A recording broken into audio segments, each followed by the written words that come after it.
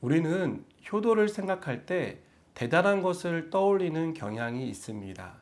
가령 부모님을 좋은 곳으로 여행을 시켜드린다거나 비싼 음식이나 비싼 옷을 사드리는 것을 효도라고 생각합니다. 무언가 물질로 혹은 마음과 정성을 다해서 좋은 것으로 모시는 것을 효도라고 생각하는 것입니다. 그러나 부모가 원하는 것은 부부가 서로 사이좋게 잘 지내는 것이며 또 부모가 하는 말을 잘 들어주고 순종하는 것인 경우가 대부분입니다. 부모들은 자녀들에게 말을 할 때 자녀가 듣기 어려운 말을 하지 않습니다. 들어줄 수 없는 부탁을 하지도 않습니다.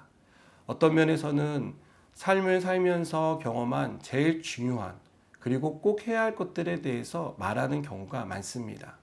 그리고 그 말들은 가만히 곱씹어 보면 지키기 어렵고 들어주기 힘든 것도 아닙니다. 할 수 있는 것들이고 어떤 면에서는 쉬운 것인 경우가 많이 있습니다. 이런 면에서 예수님을 보면 예수님은 우리에게 부모를 공경하는 것이 어떠한 것인지에 대해서 이미 본을 보여주셨습니다. 하나님의 아들로 이 땅에 오셨지만 예수님은 하나님 아버지만을 공경하지 않았습니다. 51절을 보니까 예수께서 함께 내려가사 나사렛에 이르러 순종하여 받으시더라라고 말씀합니다. 이 순종하여 받은 대상이 바로 육신의 부모입니다. 예수님은 육신의 부모를 하나님을 공경하듯이 그 부모에게 공경했고 순종했다는 것을 우리에게 보여줍니다. 그리고 우리도 육신의 부모에게 그렇게 해야 한다라고 말씀하고 있습니다. 마가복음 7장에는 바리새인과 종교 지도자들이 나옵니다. 이들은 부모를 공경하는 것보다 하나님을 공경하는 것이 더 우선이라고 가르쳤습니다.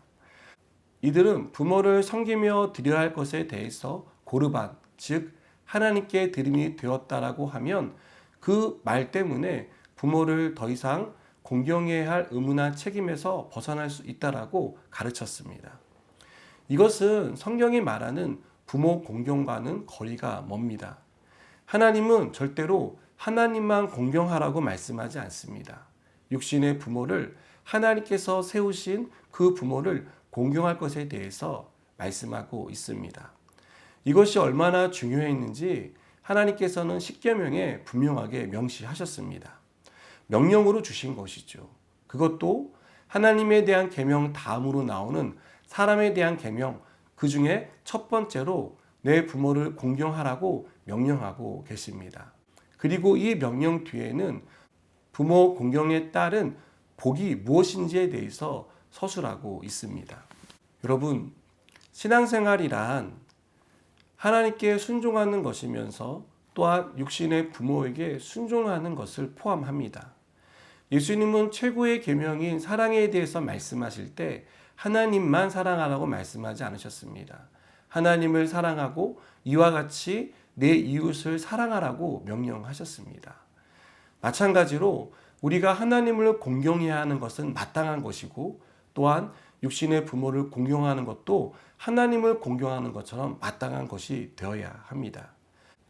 저는 하나님께만 잘하면 됐지 부모에게 잘해야 할 필요는 없다라고 말하는 사람들을 보았습니다. 여러분, 하나님은 우리에게 육신의 부모를 주셨고 그 육신의 부모를 공경하며 그 부모의 뜻에 순종할 것에 대해서 명령하셨습니다. 이것을 우리는 기억해야 합니다. 오늘 예수님이 하나님뿐만 아니라 육신의 부모에게 순종하며 받으신 것처럼 우리도 하나님께 순종하고 우리에게 주신 육신의 부모에게 순종하며 받드는 그런 삶으로 나아가야 합니다. 그것이 오늘 예수님이 우리에게 보여주시는 모범이며 또 우리가 따라가야 할 길입니다. 그리고 그곳에 하나님의 축복이 있습니다. 이 사실을 믿고 부모를 공경하며 순종하며 받드는 저 여러분 되기를 주님의 이름으로 축복합니다. 기도하시겠습니다. 하나님, 하나님을 공경하듯 우리에게 주신 육신의 부모를 공경할 수 있는 마음을 허락하여 주시옵소서. 그 뜻에 순종하고 부모에게 효도할 수 있는 그런 믿음의 삶을 내도록 우리의 삶을 붙들어 주시옵소서. 예수님의 이름으로 기도드립니다. 아멘.